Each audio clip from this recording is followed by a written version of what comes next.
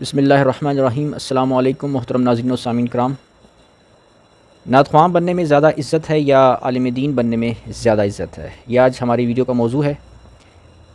ہمارے معاشرے میں آپ نے دیکھا ہوگا کہ لوگ عام طور پہ نعت خوانی کو زیادہ پسند کرتے ہیں بنسبت عالم دین بننے کے، اور جو ہمارے بہت مشہور ایک عالم دین مفتی صاحب ہیں، حضرت مفتی محمد اکمل صاحب، انہوں نے اپنے بعض سپیچز میں اس پر روشنی ڈالی ہے کہ لوگ نعت خوانوں کی زیادہ عزت کرتے ہیں اور علماء دین کی کم عزت کرتے ہیں۔ جب کوئی محفل ہوتی ہے، کوئی جلسہ اجتماع ہوتا ہے سیرت النبی کا، یا کوئی اور میلاد النبی کا جلسہ ہوتا ہے، تو اس میں نعت خوانوں کو بلایا جاتا ہے، انہیں پیسے بھی زیادہ دیے جاتے ہیں، ان کی عزت افزائی بھی زیادہ کی جاتی ہے، اور اتنی عزت علماء کی نہیں کی جاتی۔ اور پھر جس کی وجہ سے کیا ہوتا ہے کہ ہمارے جو نوجوان طبقہ ہے ان میں بھی یہ رجحان پایا جاتا ہے کہ وہ اپنے بچوں کو، یعنی کہ جو نوجوان ہیں وہ تو بننا چاہتے ہیں، نعت خواں بننا چاہتے ہیں، اور جو ان کے والدین ہیں وہ بھی پسند کرتے ہیں کہ ہمارے بچے جو ہیں وہ نعت خوانی میں اپنا نام پیدا کریں اور عزت پیدا کریں، شہرت پیدا کریں، نیک نامی پیدا کریں۔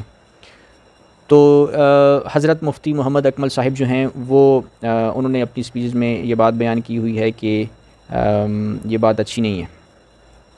تو انہوں نے کافی تفصیلات بیان کی ہوئی ہیں، میں انہی تفصیلات کو اپنے الفاظ میں خلاصے کے طور پر یہاں بیان کر دیتا ہوں۔ اور وہ یہ کہ لوگ نعت خوانی کو اس لیے زیادہ پسند کرتے ہیں، نعت خواں بننے کو اس لیے زیادہ پسند کرتے ہیں کہ وہ سمجھتے ہیں کہ اس میں دولت ہے، شہرت ہے، پیسے ملتے ہیں، عزت ملتی ہے، جبکہ عالم دین بننے میں کچھ خاص عزت نہیں ہے، ٹھیک ہے۔ اور ہے بھی، عالم دین بننا بھی مشکل کام ہے بنسبت نعت خوانی کے، ٹھیک ہے۔ نعت خوانی میں صرف نعت پڑھنی ہوتی ہے، اور جبکہ عالم دین میں کتابیں پڑھنی ہوتی ہیں، کافی ساری، مفتی کا کورس کرنا ہے یا عالم دین بننے کا کورس کرنا ہے تو بہت ساری کتابیں پڑھنی بھی ہوتی ہیں، اور اس میں عزت بھی اتنی نہیں ملتی، پیسے بھی اتنی نہیں ملتے۔ تو جلسوں میں عید میلاد النبی کا جلسہ ہو گیا یا کوئی اور جلسہ ہو گیا تو وہاں پہ نعت خوانوں کو زیادہ پیسے بھی دیے جاتے ہیں، ٹھیک ہے۔ تو جس کی وجہ سے نوجوان طبقہ بھی پسند کرتا ہے، ان کے والدین ہی پسند کرتے ہیں کہ ہمارے بچے اس فیلڈ میں جائیں۔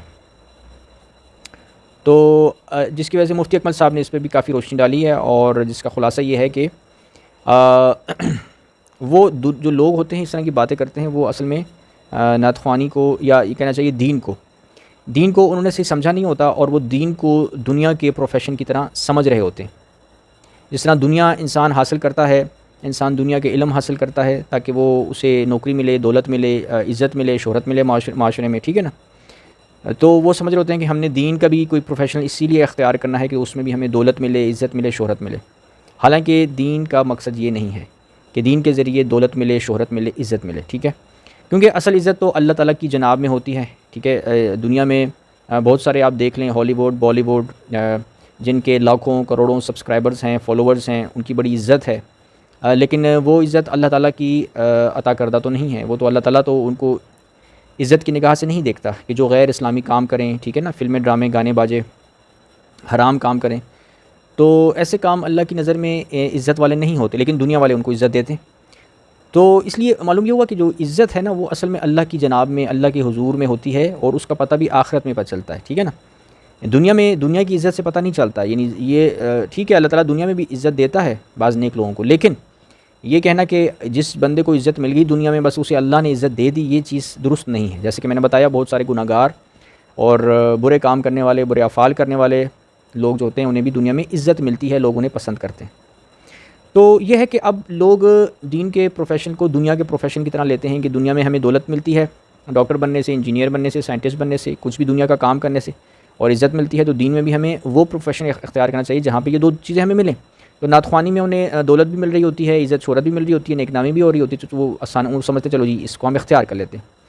اور مفتی اکمل صاحب نے یہ بات بیان فرمائی ہے کہ ایسے بھی بعض سارے نعت خواں تو ظاہر برے نہیں ہیں، لیکن بعض ایسے بھی ہوتے ہیں کہ جو ساری رات جلسوں میں، اجتماعات میں نعت خوانی کریں گے، نعتیں پڑھیں گے، لیکن فجر کی نماز کو چھوڑ دیں گے، نماز نہیں پڑھیں گے، ٹھیک ہے نا، سو جائیں گے۔ نمازیں یعنی کہ قضا کر لیتے ہیں یا پڑھتے ہی نہیں ہیں، لیکن اپنی نعت خوانی پہ انہوں نے فوکس کیا ہوتا ہے۔ تو یہ چیز درست نہیں ہے، یہ چیز ایمان کی علامت نہیں ہے، بے ایمانی کی، منافقت کی علامت ہے۔ تو یہ ہے کہ اب دین میں، جیسے کہ میں نے بتایا کہ یہ ہے کہ اس میں یہ چیز نہیں دیکھنی ہوتی۔ دین میں انسان کو ذلت بھی مل سکتی ہے، اللہ کے راستے میں تبلیغ کرتا ہے، لوگ باتیں سناتے ہیں، لوگ مذاق اڑاتے ہیں، کیونکہ یہ نبیوں کا راستہ ہے نا، نبیوں کے نقش قدم پر چلنا ہے۔ نبی کریم صلی اللہ علیہ وسلم کے نقش قدم پر چلنا ہے کہ انسان جب تبلیغ کے لیے نکلتا ہے، اپنی اصلاح کرتا ہے، ٹھیک ہے نا، اپنے اہل و عیال کی اصلاح کرتا ہے، تو بہت سارے لوگ باتیں بناتے ہیں کہ بھئی یہ تو مولوی ہو گیا ہے، تو یہ ہے، تو وہ ہے۔ مولویوں کے خلاف جس سے لوگ باتیں کرتے ہیں، نفرت کرتے ہیں، جو دنیا دار قسم کے لوگ ہوتے ہیں وہ نفرت کرتے ہیں۔ تو یہ چیز ہوتی ہے نا جس کی وجہ سے پھر دین میں کیا ہوتا ہے کہ مصیبتیں ملتی ہیں، آزمائشیں ملتی ہیں۔ اس لیے قرآن میں آیا ہے کہ صبر کرتے ہیں، صبر کرنے والوں کے لیے خوشخبری ہے، مومنین صبر کرنے والے ہوتے ہیں نا۔ تو صبر کیوں کرتے ہیں؟ اگر انسان کو دولت بھی ملے، عیش و عشرت بھی ملے، خوشیاں بھی ملے، کوئی مصیبت بھی نہ آئے، کوئی آزمائش بھی نہ آئے، تو پھر صبر کہاں سے آئے گا؟ مطلب صبر کی ضرورت ہی نہیں باقی بچتی پھر، ٹھیک ہے۔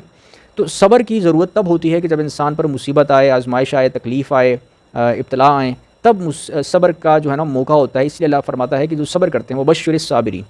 تو صبر کرنا ہوتا ہے دیندار لوگوں نے، کیونکہ انہوں نے دین کے کام جب کرنے ہیں نا تو اس میں وہاں پہ انہیں آزمائشیں بھی آئیں گی، تکلیفیں بھی آئیں گی، لوگ باتیں بھی سنائیں گے، لوگ نفرت بھی کریں گے، اور یہ معاملہ ہوتا ہے۔ بعض دفعہ ایک انسان کسی غلط مذہب میں، غلط فرقے میں، گمراہ فرقے میں پیدا ہو جاتا ہے، ٹھیک ہے، پھر اس میں وہ دین جب حاصل کرتا ہے، دین کا علم حاصل کرتا ہے، تقویٰ پیدا کرتا ہے، تو اسے پتہ چلتا ہے یار میرے مذہب میں یا فرقے میں یہ باتیں تو غلط ہیں، میرے والدین نے جو باتیں میرے دل و دماغ میں ڈالی ہوئی ہیں وہ تو غلط ہیں۔ تو اب وہاں سے اس نے کیا کرنا ہے؟ یا اللہ کو فالو کرنا ہے، یا پھر اپنے آباء و اجداد کو فالو کرنا ہے، اپنے والدین کو فالو کرنا ہے جو کہ غلط ہیں۔ تو وہاں پہ اب دین کا کہے گا کہ آپ نے سچی گواہی دینی ہے، چاہے اپنے والدین کے خلاف دینی پڑے، چاہے اپنوں کے خلاف دینی پڑے۔ تو وہ پھر کیا کرتا ہے کہ وہ اللہ تعالیٰ کی بات کو چوز کرتا ہے۔ تو کیا ہوتا ہے کہ پھر والدین مخالفت کرتے ہیں، کبھی کبھار بعض دفعہ گھر سے نکال دیتے ہیں، ٹھیک ہے نا، کھانا پینا بند کر دیتے ہیں، اور اگر انسان خود نہیں کماتا، بچہ ہے تو کمانے کے اہل نہیں ہوا تو کھانا پینا بند کر دیتے ہیں، ٹھیک ہے، گھر سے نکال دیتے ہیں بعض صورتوں میں۔ اور جو رشتہ دار ہیں وہ بھی نفرت کرنے لگ جاتے ہیں کہ بھئی تو نے ہمارے مسلک کو کیوں چھوڑا، ہمارے فرقے کو کیوں چھوڑا۔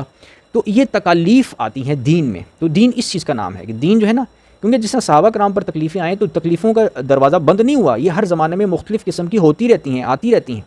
جیسے کہ سورہ البقرہ آیت 155 میں فرمایا، بسم اللہ الرحمن الرحیم، اعوذ باللہ من الشیطان الرجیم، بسم اللہ الرحمن الرحیم، وَلَنَبْلُوَنَّكُمْ بِالشَّيْءٍ مِّنَ الْخَوْفِ وَالْجُوعِ وَنَقْصٍ مِّنَ الْأَمْوَالِ وَالْأَنفُسِ وَالثَّمَرَاتِ وَبَشِّرِ الصَّابِرِينَ کہ اللہ فرماتا ہے کہ ہم تمہیں ضرور آزمائش میں ڈالیں گے، کچھ خوف سے، کچھ بھوک سے، کچھ جان و مال کے نقصان سے، کچھ اتلاف ثمرات سے، ٹھیک ہے نا، محنت بھی کرو گے تو بھی اس کا پھل نہیں نکلے گا، ٹھیک ہے نا، نقصان ہو جائے گا، جان و مال کا نقصان ہو جائے گا۔ تو ایسی صورت میں جو صبر کریں گے وبشر الصابرین، ان کے لیے خوشخبری ہے، اور وہ کیا ہے؟ وہ اللہ تعالیٰ کی رضا ہے، جنت کی صورت میں، مرنے کے بعد انسان کو جنت ملے گی۔ تو یہ معاملہ ہوتا ہے کہ دین جو ہے نا، دین کو جب آپ چوز کریں گے تو اس میں پھر تکلیفیں ہیں، ذلتیں ہیں دنیا کی طرف سے، ٹھیک ہے نا، مصیبتیں ہیں، اس میں یہ نہیں کہ آپ کو مال بھی ملے گا تو عزت بھی ملے گی تو نیک نامی بھی ملے گی۔ اگر آپ اس نیت سے جائیں گے تو پھر وہ آپ کا دین نہیں ہے، وہ تقویٰ نہیں ہے، ٹھیک ہے نا۔ ایک حدیث میں فرمایا کہ نبی کریم صلی اللہ علیہ وسلم سے ایک صحابی نے پوچھا کہ ایک بندہ جہاد کرتا ہے، ٹھیک ہے، اور جہاد اس لیے کرتا ہے تاکہ وہ جو ہے نا اسے مال حاصل ہو، اور ایک بندہ جہاد اس لیے کرتا ہے تاکہ اسے کوئی عورت حاصل ہو، اور ایک بندہ جہاد اس لیے کرتا ہے کہ اسے کوئی دنیا کی کوئی اور چیز حاصل ہو، اور ایک بندہ جہاد اس لیے کرتا ہے کہ خالص اللہ تعالیٰ کا کلمہ بلند ہو، اللہ کی رضا حاصل ہو۔ تو ان لوگوں میں سب سے صحیح جہاد کس کا ہے؟ تو نبی کریم صلی اللہ علیہ وسلم نے فرمایا کہ ان لوگوں میں صحیح جہاد مجاہد وہ ہے جو اللہ تعالیٰ کا کلمہ بلند کرنے کے لیے جہاد کرتا ہے۔ تو یہ جو حدیث ہے اس میں جہاد کا اطلاق ہر دین کے کام پر آپ کر لیں، ہر دین کے کام پر، کوئی بھی آپ دین کا کام کرتے ہیں، آپ نماز، روزہ، زکوٰۃ، حج، کچھ بھی آپ کرتے ہیں، نیکی کا کام، امر بالمعروف و نہی عن المنکر کرتے ہیں، تو اگر آپ کے مد نظر یہ ہے کہ ہمیں دنیا کا مفاد اس میں مل جائے، ہم اللہ کو خوش کر لیں، تو ہمیں اللہ تعالیٰ دنیا کا یہ دے دے، وہ دے دے، نوکری دے دے، دولت میں اضافہ کر لے، ٹھیک ہے نا، ہم باہرلے ملک چلے جائیں، ہمیں کچھ فائدہ مل جائے دنیا کا، اللہ ہم سے راضی ہو گیا نا۔ اگر یہ آپ کی نیت ہے تو پھر یہ نیت میں فطور ہے۔ وہ صرف ہم نے دین کا کام صرف اللہ کی رضا کے لیے کرنا ہے، ٹھیک ہے نا، اللہ کی رضا کے لیے کرنا ہے۔ باقی اللہ تعالیٰ کا وعدہ ہے میں تمہیں آزمائش میں ڈالوں گا، جان و مال کو نقصان ہوتا رہے گا، آپ اپنی محنت کریں، تدبیریں کریں، روزی روٹی حاصل کریں، دنیا کا تمام معاملات جو ہے نا وہ چلائیں، کریں شریعت کے مطابق، دین کے مطابق، لیکن اس میں تکالیف بھی آئیں گی۔ ایسا نہیں ہو سکتا کہ تکالیف، آزمائشیں بالکل بھی نہیں آئیں گی، ورنہ تو پھر یہ دنیا جنت بن گئی۔ دنیا تو آزمائش کی جگہ ہے، یہاں تو آزمائشیں ملتی رہیں گی، جنت نہیں ہے، جنت مرنے کے بعد ملنی ہے۔ تو اللہ تعالیٰ کی رضا حاصل کرنی ہے، اس سے کیا ہوگا کہ پھر ہم جب مر جائیں گے تو مرنے کے بعد پھر ہمیں سب کچھ ملے گا۔ قرآن میں فرمایا کہ جنت میں جو انسان کا نفس چاہے گا، جو وہ چاہیں گے اسے وہ دیا جائے گا، ٹھیک ہے، جو انسان چاہے گا وہ اسے دیا جائے گا۔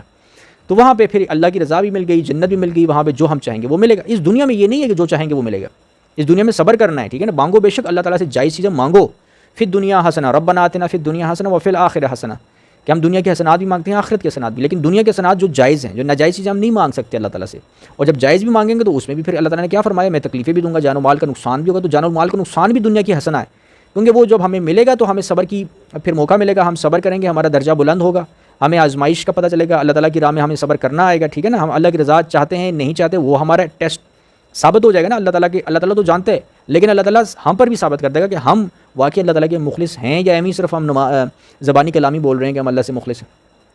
تو دنیا کی حسنہ کیا ہے؟ دنیا کی حسنہ میں تکلیفیں بھی ہیں، آزمائشیں بھی ہیں، دنیا کی نعمتیں بھی ہیں. اللہ تعالیٰ رزق بھی دیتا ہے، ٹھیک ہے، سب کچھ دیتا ہے. اب رزق اب اللہ تعالیٰ نے دے دیا تو اب اس کا آپ شکر کیسے کرتے ہیں؟ آپ اللہ تعالیٰ کی باتیں بھی مانتے ہیں کہ نہیں مانتے؟ کہ بس آپ نمازی بھی چھوڑ دی، نیک اعمال بھی چھوڑ دیے اور بس ہر وقت بس اسی چیز میں خوشیاں منا رہے ہیں. دیکھو جی مجھے اللہ نے کتنا دولت دے دی، مال دے دیا، میں کتنا خوش نصیب ہوں، اللہ مجھ سے کتنی محبت کرتا ہے. یہی باتیں کرتے رہتے ہیں اور نہ نمازیں پڑھتے ہیں، نہ قرآن پڑھتے ہیں، نہ دین کی باتیں کرتے ہیں، نہ امر بالمعروف کرتے ہیں اور نہ ہی عن المنکر بھی نہیں کرتے. تو پھر یہ شیطان نے آپ کے اعمال کو خوبصورت کر کے دکھایا ہوا ہے، ٹھیک ہے نا. تو کہنے کا میرا مقصد یہ ہے، مطلب یہ ہے کہ جب دین کو آپ چوز کریں گے اور آپ کا جو ہے نا دینی بننا چاہیں گے تو پھر اس میں ذلتیں بھی ہیں، آزمائشیں بھی ہیں، تکالیف بھی ہیں. یہ نہیں کہ دنیا آپ کے لیے جنت بن جائے گی، دنیا آپ کے لیے جنت نہیں بن سکتی. جیسے کہ حدیث میں فرمایا کہ دنیا جو ہے وہ مومن کے لیے قید خانہ ہے، اور آخرت جو ہے دنیا اور مومن کے لیے قید خانہ ہے، اور کافر کے لیے جو ہے وہ کیا ہے؟ جنت ہے. تو کافر کے لیے جنت ہے، کافر کے لیے جنت اس لیے کہ وہ دنیا کو جنت بناتا ہے. اسے دنیا چاہیے جنت، یعنی دنیا جنت کی صورت میں چاہیے. جو وہ چاہتا ہے وہ اسے ملنا چاہیے. جیسے آپ نے سنا ہوگا لوگ کیا کہتے ہیں؟ میرا جسم میری مرضی، میری زندگی میری مرضی، میں جو چاہوں کروں، مجھ پر کسی کی مرضی نہیں چل سکتی، میں آزاد ہوں، ٹھیک ہے نا، میں اپنی مرضی کا پابند ہوں. لوگ اس طرح کی باتیں جو کرتے ہیں نا، یہ وہ لوگ ہوتے ہیں کہ جو دنیا کو جنت بنانا چاہتے ہیں. تو ایسا نہیں ہو سکتا. دنیا میں آپ اپنی مرضی نہیں کر سکتے. آپ کا جسم آپ کا نہیں ہے، یہ اللہ تعالیٰ کی امانت ہے. اس پہ اللہ کی حکومت چلے گی، اللہ کی مرضی چلے گی، ٹھیک ہے نا. اور اللہ کی مرضی یہ ہے کہ میں تکلیفیں دوں گا، آزمائشیں دوں گا، میری مرضی کے مطابق زندگی گزارنی ہے تم نے، ٹھیک ہے نا. تو ایک انسان مثال کے طور پر رات کو آرام کی نیند سوتا ہے، صبح فجر کا ٹائم آتا ہے، تو اب اس نے وہاں پہ صبح فجر کے ٹائم پہ اٹھنا ہے، اللہ کے لیے تکلیف برداشت کرنی ہے. ٹھنڈ کا موسم ہے تو ٹھنڈ میں بھی وضو کرنا ہے صاف ہو کر، تو نمازیں پڑھنی ہے، ٹھیک ہے نا، فجر کی نماز پڑھنی ہے، قرآن پڑھنا ہے. یہ تو اس نے تھوڑی سی تکلیف برداشت کی ہے، یہ اللہ کے لیے کرنی ہوتی ہے. تو یہ مسلمان کرتا ہے، مومن کرتا ہے، اس کی یہ نشانی ہوتی ہے. جو کافر ہوتا ہے وہ کہے گا چھوڑو یار نماز کو، آرام سے سوئے رہنے دو، کوئی ضرورت نہیں ہے نماز پڑھنے کی، ٹھیک ہے نا، وہ نمازیں چھوڑ دے گا. تو یہ کافر کی نشانی ہوتی ہے جو اپنی زندگی پر اپنی مرضی چلاتا ہے. تو کہنے کا میرا مقصد مطلب یہ ہے کہ دین میں تکالیف ہیں، آزمائشیں ہیں، مصیبتیں ہیں، لوگوں کی طرف سے ذلتیں ہیں، ٹھیک ہے نا. یہ نہیں کہ آپ دین میں آپ کو عزت ہر حال میں عزت ہی ملنی ہے، یہ ضروری نہیں ہے. عزت اور ذلت کا اصل فیصلہ مرنے کے بعد ہوگا، دنیا میں فیصلہ نہیں ہوتا، ٹھیک ہے نا.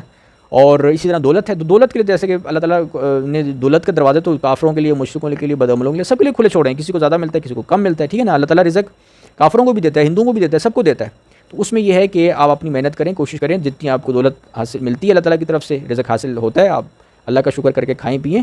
لیکن یہ کہ دوسرے سے آپ کمپیریزن کریں گے، دوسرا اتنا مالدار ہے، کروڑ پتی ہے، تو میں بھی کروڑ پتی ہو جاؤں، تو یہ ضروری نہیں ہے. ضروری نہیں کہ وہ دعائیں بھی اللہ تعالیٰ آپ کی سن لے، ٹھیک ہے نا. اس میں آپ نے صبر کرنا ہے. اگر اللہ تعالیٰ آپ کو امیر دولت مند نہیں بناتا تو آپ نے صبر سے کام لینا ہے. تو کہنا ہے کہ میرا مقصد یہ ہے کہ دین جو ہے نا، دین میں یہ نہیں دیکھنا، دین میں صرف اللہ کی رضا دیکھنی ہے. یہ نہیں دیکھنا کہ جس طرح دنیا کے پروفیشن میں ہمیں دولت بھی ملتی ہے، عزت بھی ملتی ہے، مشہوری بھی ملتی ہے، آرام سب کچھ ملتا ہے، تو دین میں بھی ہمیں وہی چیز ملنی چاہیے. نہیں، ایسا نہیں ہے. یہ دنیا کا پروفیشن نہیں ہے. اس میں آپ نے صرف اللہ کے لیے کرنا ہے. اس کا نتیجہ مرنے کے بعد نکلے گا. دنیا میں آپ کوئی کام کرتے ہیں، اس کا نتیجہ دنیا میں نکل آتا ہے. آپ ڈاکٹر بننے کے لیے پڑھائی کرتے ہیں، تو چلو جی آپ ڈاکٹر بن گئے، آپ کو نوکری مل گئی، آپ کو پیسہ آنا شروع ہو گیا، آپ کی عزت ہو گئی معاشرے میں، ٹھیک ہے نا. یہ دنیا کا آپ کو مل گیا، دنیا کے کام کا نتیجہ. دین کا کام کریں گے، نمازیں پڑھیں گے، روزے رکھیں گے، زکوٰۃ دیں گے، حج کریں گے، تقوی اختیار کریں گے، تو اب آپ کیا سمجھ رہے ہیں اس کا نتیجہ دنیا میں نکل جائے، آپ کو اس کے بدلے اللہ خوش ہو کر دنیا میں آپ کی ساری خواہشیں پوری کر دے اور آپ کو عزت دولت سب کچھ دے دے؟ ایسا نہیں ہو سکتا. یہ اللہ تعالیٰ کا کوئی وعدہ نہیں ہے، ٹھیک ہے نا. اللہ تعالیٰ کا وعدہ ہے میں مال و جان کے نقصان سے آزمائش میں ڈالوں گا. یہی دنیا کی حسنہ ہے. دنیا کی حسنہ کہتے ہیں نیکی کو، حسنہ کہتے ہیں نیکی کو، اور اس میں نعمتیں بھی اللہ کی شامل ہیں. تو یہ جو نیکی ہے یہ بھی اللہ کی نعمت ہے، ٹھیک ہے نا. تو نیکیاں کب حاصل ہوں گی؟ جب اللہ تعالیٰ کے راستے میں جو ہے نا اللہ کی مرضی کے مطابق زندگی گزاریں گے، اور اس میں تکلیفیں بھی آئیں گی، آزمائشیں بھی آئیں گی. تو اس صورت میں پھر یہ ہے کہ نتیجہ مرنے کے بعد نکلے گا، دنیا میں نہیں نکلتا، ٹھیک ہے نا. دنیا میں یہ ہوگا کہ آپ کو اللہ تعالیٰ کا فضل حاصل ہوگا، تقوی حاصل ہوگا، ٹھیک ہے نا، صبر حاصل ہوگا. جتنی بھی مصیبتیں آئیں گی، تکلیفیں آئیں گی، آپ صبر کرنے کا اس کی آپ کے اندر انرجی آ جائے گی، طاقت آ جائے گی، ٹھیک ہے نا، کہ آپ صبر کا مقابلہ کر سکیں گے. اللہ تعالیٰ سے راضی رہیں گے ہر حالت میں، غریبی میں بھی، مفلسی میں بھی، ٹھیک ہے نا، مصیبتوں میں بھی. اور دین کے علم میں ترقی کریں گے، اور تبلیغ دین میں ترقی کریں گے، ٹھیک ہے نا، اور لوگوں کے ساتھ اچھا نیک سلوک کریں گے. پھر چاہے دنیا میں آپ امیر دولت مند ہوں نہ ہوں، چاہے دنیا میں آپ کی عزت ہو نہ ہو، اس سے آپ کو کوئی سروکار نہیں ہوگا اگر آپ خالص دین کے لیے کام کریں گے. تو دین کا مقصد یہ ہے. تو اب نعت خواں، جیسے کہ آج کا موضوع تھا کہ نعت خوانی لوگ کیوں پسند کرتے ہیں؟ کیونکہ اس میں عزت ملتی ہے، دولت ملتی ہے. تو دین اس چیز کا نام نہیں ہے کہ ہم نے عزت حاصل کرنی ہے، ہم نے دولت حاصل کرنی ہے. ٹھیک ہے نا، دین نام ہے اللہ کی رضا حاصل کرنے کا. جبکہ قرآن و حدیث میں نعت خوانی کی فضیلت بیان نہیں ہوئی، فضیلت علماء دین کی بیان ہوئی ہے. جو علم دین میں لگے رہتے ہیں، علم دین حاصل کرتے ہیں نا، ان کی فضیلت بیان ہوئی ہے.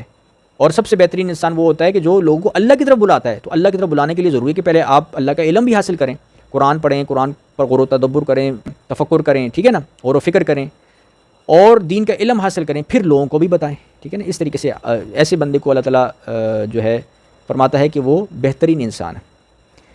تو جو تبلیغ کرتے ہیں، جو اللہ تعالیٰ کا پیغام جو ہے نا لوگوں تک پہنچاتے ہیں، اور اس کے لیے ضروری کہ آپ نے خود بھی اپنا علم حاصل کرنا ہے. تو علماء دین کی جو ہے نا بہت زیادہ فضیلت قرآن و حدیث میں بیان ہوئی ہے.